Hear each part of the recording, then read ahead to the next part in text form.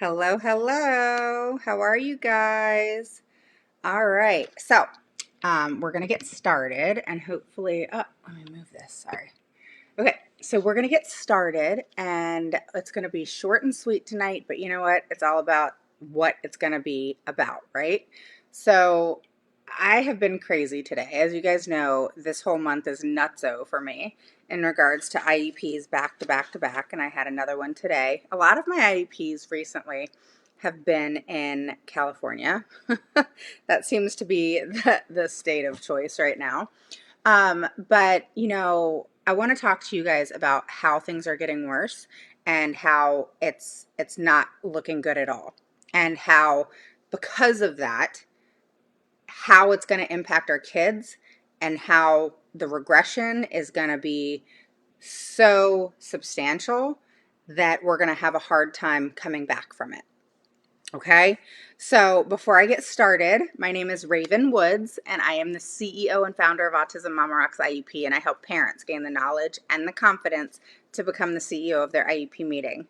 So with that said, okay, let's get started. Post a 1 below if it's your first through third time catching me live. Post a 2 below if you are an oldie but goodie, and tell me where you're from and all of that fun stuff. Okay, so if you're new, post a 1 below, say hello, tell me where you're from, share this. Okay, and make sure you guys put I think you click it, notifications, so that you can know when to catch me live, because things are just so crazy right now that I go live as much as I possibly can to help you guys. But sometimes, I can't say, hey, I'm going live at 8 o'clock. Okay. So yes, thank you guys. 1 below if it's your first through third time catching me live, a 2 below if you're an oldie but goodie. Okay. All right. So we have Karina. I have my light and it's like all funky. So we have Karina and we have Jessica and Aaron. Hey, Nan and we have Morgan and gosh, so many people. So Jessica, you're new. Welcome. Morgan, you're new. Welcome, welcome. Hi, Sarah. And yeah, Morgan. So yeah, I have a due process in North Carolina right now. Um, and then very close to where you are. Kim, hello, hello. And Michelle, and is it Yamlet? Am I saying that right? Hopefully I am. And Renee and Angeline. Hi guys, how are you? So don't forget, post a 1 below if it's your first through third time catching me live, and even if you're catching the replay, I want to get to know you. Hey Leah, how are you? And post a 2 below if you're an oldie but goodie. All right, so we're going to talk about a couple things tonight. So the first thing is I had a really good IEP today. It started off, I'm very abrasive in the beginning. I know that, I own that, I'm good with that. That's just who I am and how I come about things, because I've got to set the tone. It's just what I have to do, you know. It's just what I have to do. Okay. Anyway, so it gets, it's people have a hard time digesting that at first, right? They've already dealt with me with emails, then I come to the table and I say, hey, this is what needs to happen. And I get it. The team's kind of like, who the hell are you to come in and tell us what to do and change up our goals and rewrite the goals?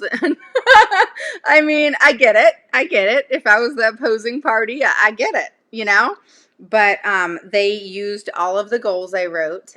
We're going back to another meeting because it was 3 hours, and so we needed to, extend it to another meeting. So at the next meeting, we're going to finish up goals, just discussing them, and then we're going to address services and accommodations. But everything is in place. They're in agreement to everything, and it's a good thing. Okay, and this is a California case, so that's a good thing. Okay, they're coming around. All right.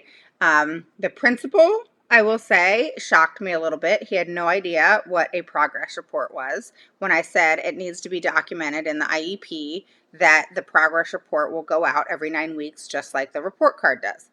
And he was like, well, what do you mean? He didn't know what a progress report was. So that was a little shocking. So let's talk about what's going on right now. All right. Most states are what? They're closing down. They're going back to straight up virtual. They're, yeah, I'm having IEPs, not IEPs, but yeah, IEP meetings canceled because they can't do the reevaluations. And so, and this is in an Oregon case.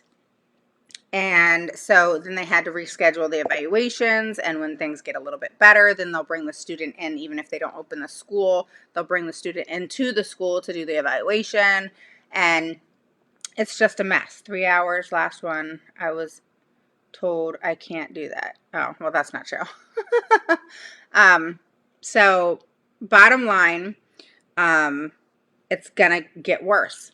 So remember in the beginning when it was March and most of us were in distance learning, and it was just kind of hitting us, and then things just got worse and worse and worse. It's gonna do that again. And so just prepare yourselves in advance and know that we've got to figure this out, because I don't want our kids to continue to regress and regress and regress. So I want you guys to be on this, because if things just shut down and you're kind of left in limbo of what to do, you need to make sure that you have things in place. Okay? Hi, Faye. How are you? So make sure you have things in place. Okay? Meaning, if you don't have anybody at home and your child's going to be at home, have all those things in place. I don't want you guys stressed out about this stuff. All right? The next thing I need you to do is grab your IEPs. Make sure you understand them. All right? Look at the services. Look at the accommodations. What is in place right now? Is it effective? Is it right? Is it something that's working? If it's not, you have to go back to the table. All right? And I mean now. I don't mean wait a month. I don't mean any of that. I don't care if it's the holidays, guys. They still have to figure it out. No, they're not going to meet with you on Christmas Day, but you still have to put the emails in and get those meetings started, okay? I have meetings already scheduled for the first and starting the second week of December. So that's why I said, if you need something, message me so you can get on the books. But at the same time, you have to take that into your own hands when you're doing things on your own, all right? And you have to make sure that you are on top of it. Don't be lazy during Christmas, Easter break, Thanksgiving break, or summer. That is the time to be doing that, to be sending those emails, to be letting them know that you're on top of this now, that you're learning more now, you're going to be asking more questions now, that you're going to be advocating more now, okay? So you need to make sure, that you are on it. And I hear all the time from parents, and I'm so excited about this, because they'll say, I've been listening to you and this is what I did, and I'm so proud of myself and it's working. And, sure, they'll hit hiccups and they're not perfect at it, but they're doing it and they're out there advocating. Have they come to me and said, hey, can you help me out with this? And, I step in for a minute, but then they're back to advocating, It's all about the learning process and making it happen. And that's why I do what I do, because I don't want people to go through what I went through, which was for 6.5 years. It was hell. And I want you guys to have an easier go and it not take 6 years. Okay.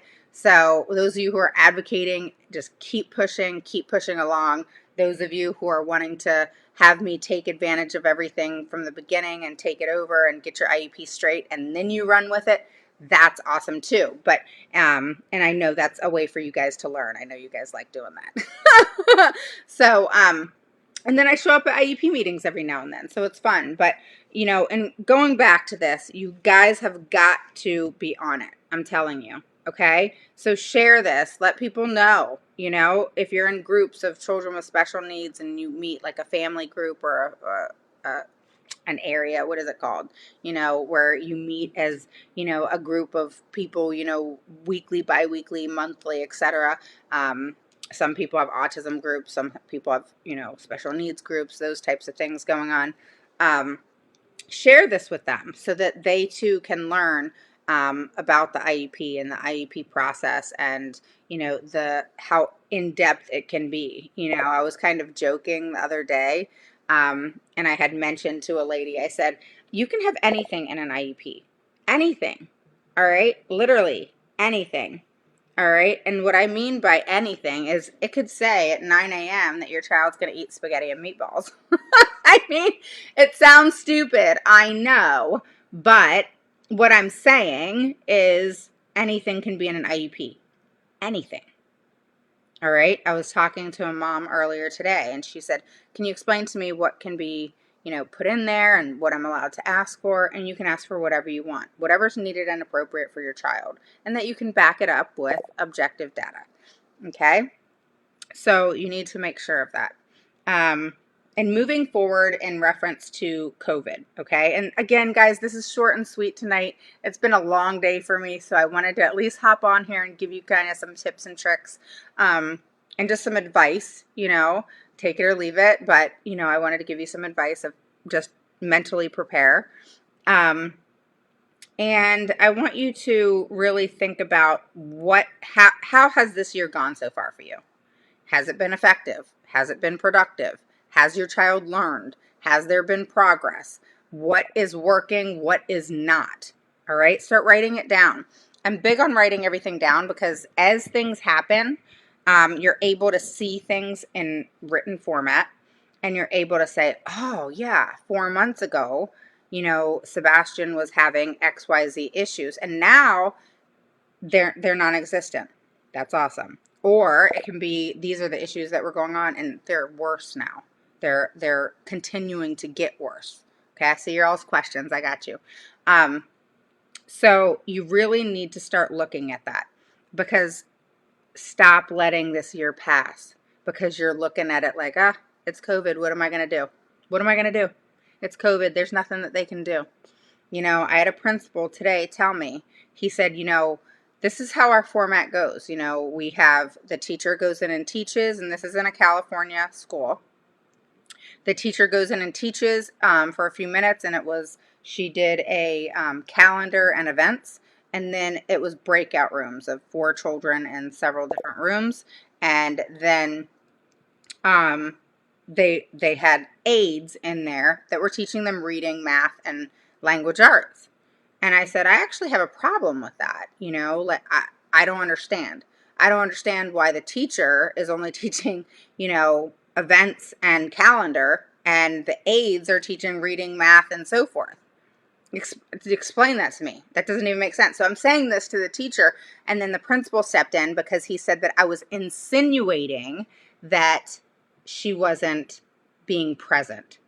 All right? Which is exactly what I meant. Okay? What I said is where are you? Are you hanging out? Where are you when these aides are teaching the academics and all you taught was events and freaking calendar? And I said, how is that reading or academics anyway? I said, this isn't kindergarten. All right. So, and then she got kind of caught up and she stopped talking because I guess I discombobulated her. Is that even a word? My mom used to say. But I threw her off guard. I said, where the heck are you during these break? Oh, well, so she said, I'm hopping to each breakout session. All right. So hear me out, guys. You have a teacher who teaches in a virtual room. Then she teaches events. This is what she said, events and calendar. And then she said they break out to breakout rooms. And I said, okay. And how does that look? Because I told her to paint the picture for me. All right. This is a key thing I ask because it makes them spill. All right. You learn a whole lot by saying, can you paint the picture for me? Show me what that looks like. Tell me what that looks like. How does it look? What does that mean? You learn a whole hell of a lot when you tell somebody to paint the picture for you. All right? Just like how you learn to read, how you learn to understand what is going on and to visually see it, they have to paint the picture. Just like you have to visually see what it is you're reading before you can comprehend it. Same thing. So she's painting this picture. So I said, so when they're in breakout rooms, I said, she said she has 3 aides in each room. And so I said, well, what are they doing? And she said, well, they're teaching reading, math, and language arts, whatever section it is in the day that they're doing that. So I said, okay. And I said, what are the other aides in the breakout rooms doing? All right. And I know each area that you guys are in, everybody does things differently, but hear this situation out. Because if you have anything like this, anything remotely like this, there's no way it's going to work. And if it is, please message me. I want to hear your story. So maybe you can tell somebody else and we'll tell it together. I'll bring you online with me. But I want to know what's working and what's not. All right. So I want to hear some stories. So basically what she said was there's an aide that's teaching and the other 2 aides are there and they're called behavioral aides. So then that changed my thought process for just a second. And I said, what do you mean? What's a behavioral aid? I said, there's a BCBA, there's a BCABA, and there's a RBT. Okay, BCBA is the head honcho. They're a behaviorist. That is who is specialized in behavior. That is the only person you want doing an FBA, and that is the only person you want creating a BIP. All right? And then there's a BCABA who's just right under BCABA, okay? And it's different certifications, but it's just right under, all right? And then a RBT is what's called a registered behavior technician, and they have to have a diploma, okay? They don't have to have college, but they do have to go through a year of training on behavior therapy. All right, so they are given, just like a BCABA can do testing and stuff like that under a BCABA. It's kind of, a BCABA is like a physician assistant, if that makes sense, if you want to associate. And the BCBA is the doctor. All right, and then the RBT is a nurse. All right, so there's a way for you to kind of follow that. All right, so the RBT is the one who typically will implement, all right, the ABA therapy. All right. But they weren't doing ABA therapy. They're in a breakout room, mind you. So I'm like, what is a behavior specialist? Like, that didn't even make sense to me. And then what is their background? What are they trained in? And this is what I'm asking in the IEP. These are questions you guys have got to ask. So the lady said, oh, well, they've had our ABA training, or behavior training, I think she said. And I said, well, what's the behavior training? And she said, well, we do a 40-hour training. Of course, that freaking 40-hour training. I swear to God, they need to get rid of that shit. It is ridiculous. How is it that somebody can go and deliver ABA therapy in 40 hours? You learned it in 40 hours. Are you kidding me? That's crazy. And the thing is it's actually doing more harm than good, because if you're not trained effectively and appropriately in ABA therapy, you can actually do more harm than good. And I know there's a lot of people out there who do not like ABA therapy, but I am a fan because it worked for my child. Does it work for everybody? No. But I'm a fan, but I also know very well that if it's not implemented correctly, just like anything, if you're taught reading in the wrong way, you're not going to learn. Same thing with ABA therapy. If they're not taught in the right way and it's not delivered in the right way, it's not going to be effective. So, so that was a catch right there. And then the teacher said she hops to each room, all right, to observe. And she says she'll occasionally take students out and do one-on-one with them if needed, and so on and so forth. And then the other 2 people in the breakout rooms, because again, there's 3 aides in the breakout rooms, along with the teacher hopping to each room. The other 2 are there to monitor behavior, get things, under control, so on and so forth. So I'm like, whoa, that sounds like a big clustered mess. All right. You got 4 special needs students. You got 3 aides. You have the teacher hopping to each room, which is distracting. Then you have, 2 aides that are saying, sit down, show your face, don't leave, what do they say? Don't leave the screen, come back to the screen. I mean, think about all the prompting and things that go on with children with special needs. So you have one person that's supposed to be delivering the material of reading, math, and whatever it is. You have 2 people that are prompting and helping with focus and this, that, and the other. And then you have the teacher hopping to each room. I'm like, holy shit. how the hell is this working? How is this going to work? This is why the child's not progressing. That's what I said. This is why. I said, because that makes me dizzy. I can't imagine what it does to the child. All right. So that is a chaotic mess. All right. So if that's how things are delivered in your area, or it's somehow clustered and too much like that, that it's not going to work. It's just not. So you got to look at things for what they are. I mean, I wouldn't even put my child in that situation because it's just too much. I mean, and we're talking about a child that wasn't progressing. We're talking about a child that was, regressing in this area, and you're putting him in group reading and so forth on top of the clustered mess that's going on.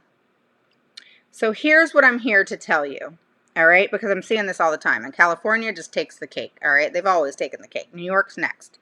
New York has this thing called CSE, and it's a mess, all right? So here's what I want you to take from this. Look at your IUPs. Look at how things are delivered virtually for your child right now. Step back, all right? Don't prompt them. Don't help them for a couple days, all right? I know that sounds bad, but you're going to get benefit from it, and so are they. So don't prompt. Don't assist. Don't hand over hand. Just sit them in front of the computer and let them have it. That sounds so bad. I don't mean it like that, y'all. So, okay. So that doesn't mean you don't watch your kids, okay? It just means you're putting them in front of the computer because they're in school now. You're not at school with them. You're supposed to be at work or at home or whatever it is that you're doing. You don't go to school with them, so you leave them alone. All right, people are probably thinking I'm crazy. Go ahead, share this. They're going to really think I'm crazy. All right, but what I'm saying is you need to see that. All right, because guess what? You're not there really when things are being implemented. So virtually is at school. All right. Now, I'm not saying in the grand scheme of things, okay, leave your kid, let them suffer, let them fail. No, I'm saying for a period of time, I want you to not assist. See what happens. You're going to get a real good look. That's for Dad's guy. Thank you. Thank you very much. I appreciate that. That was very nice of you to go and get that off the printer.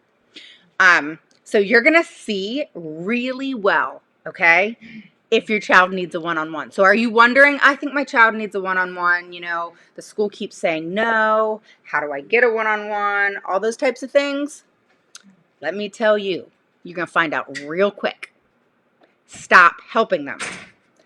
Give it 3 or 4 days. Take 1 week of just let them be free to the wind.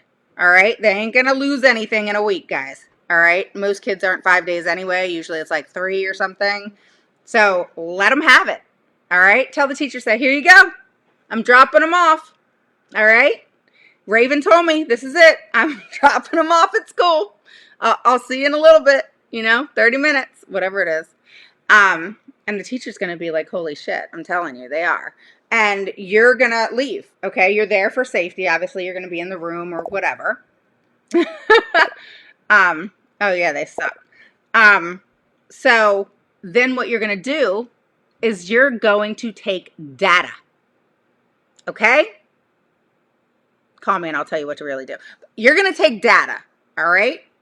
And you're going to write at such and such time. And this is what you're going to do. You're going to say on November 19th, 2020 at 4:06 a.m. Let's just, whatever.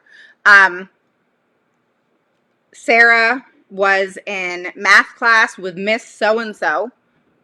And this is what they did. They did events. They did calendar. They read Hop on Pop from Dr. Seuss. Is that what it's called? Hop on Pop. And then you write how she acted. She started off being really attentive. Then 5 minutes in, she started to get up. And then she started walking around the room. She went into the refrigerator and got a snack. Then she came back to the computer because the teacher was calling her.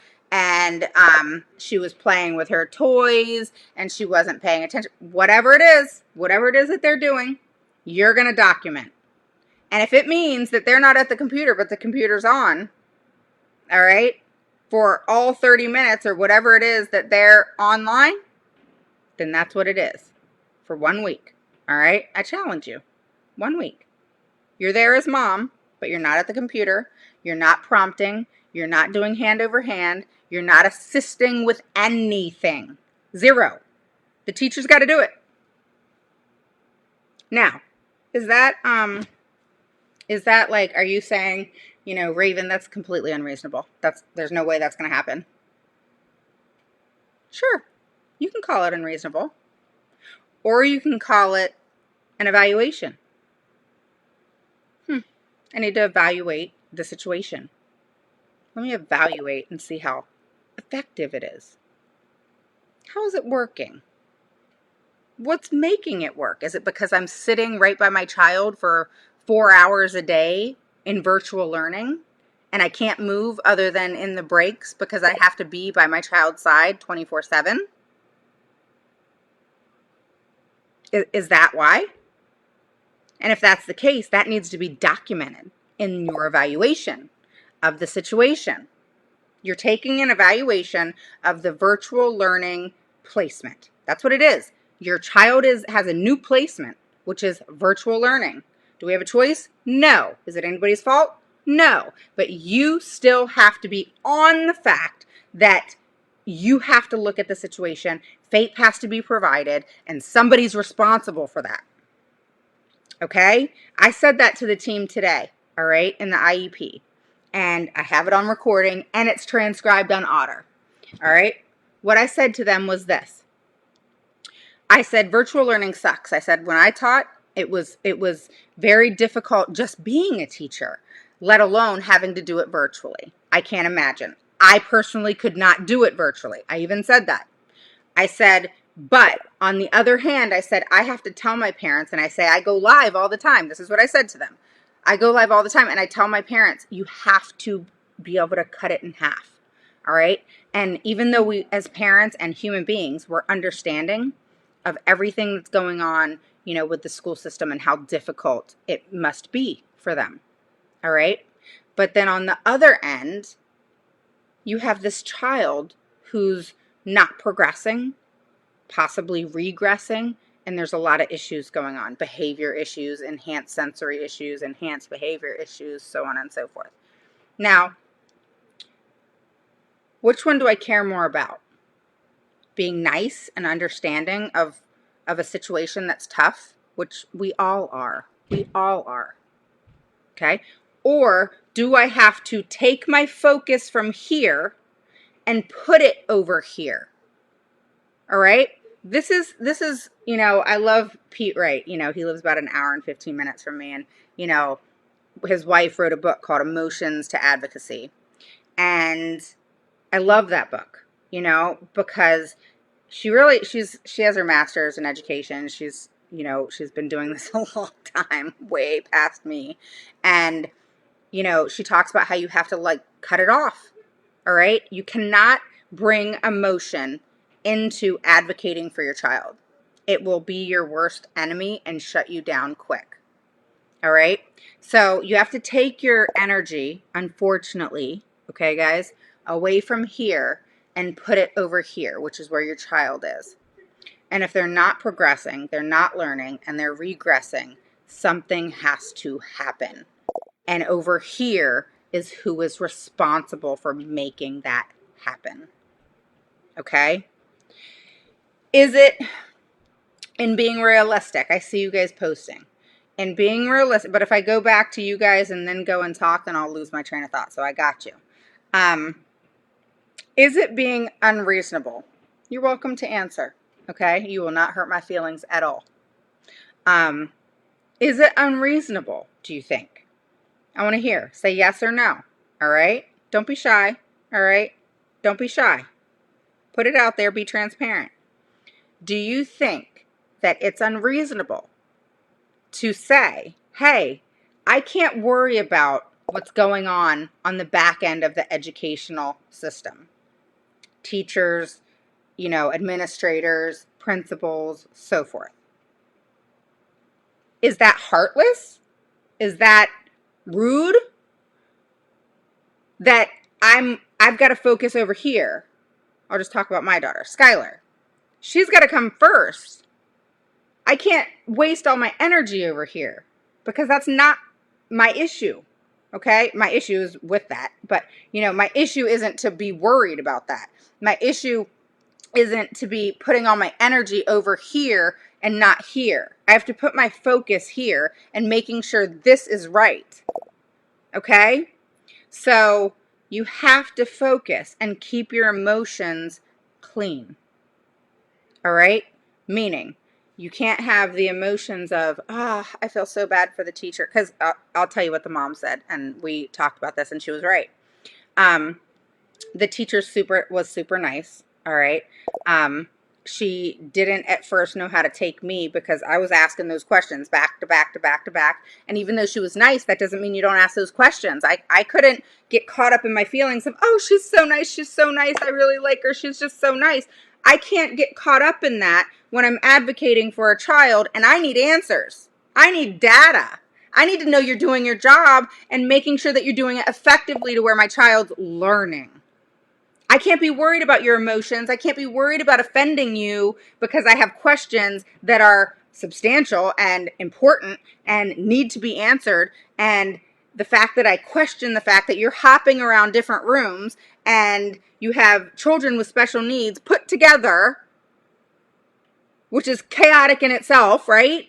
And then you have 3 aides teaching and watching behavior and dealing with all of that in one setting. That's just, whoa.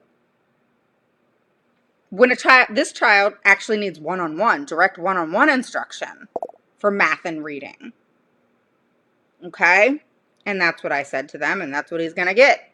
But I had to have her paint that picture. She had to paint that picture for me of, tell me how this group thing works. Because mom kept saying, he's not learning, it's not working, it's not learning, he's not learning, he's regressing. It's in his IEP that he was on a 4th grade level. Now, guess what? He tested at a 2nd grade level. And this is a child that is in middle school. Not okay. This is what's happening. So take the emotion out of what is inevitable, what we all want to care about, but we just have to leave it alone. We have to leave it alone. And we have to focus on the kids and their learning and what it is that we need to do to make sure and to ensure that they continue to learn and not make progress. All right? I know. I'm sure there's people out there that think I'm heartless, that I'm one of those advocates that's just like, whatever. But you got to get it done. I've had to explain to school systems so many freaking times that it's not about them. It's not about, you're bad or you did this or that. Not about that. It's about, you have so much on your plate, but we have to focus on the individual needs of the student, not about your virtual learning atmosphere and what the principal wanted to say of, oh, this is how we do it. Oh, well, how you're doing it isn't working for this child. You're going to have to make a change. Okay? And he's saying, oh, it's, it sucks, and things, are unfortunate, but that's how it is these days. No, it's not how it is these days. The school systems, all right, instead of making excuses, need to quickly make a change for the better. Were they prepared for this whole virtual thing? No. But doesn't mean, okay, we're several months in now, it's time to step it up. Get real good at this virtual thing and perfect it. Okay? Because that's what educators do. That's what we have to do. Okay? If something's not working, we have to quickly think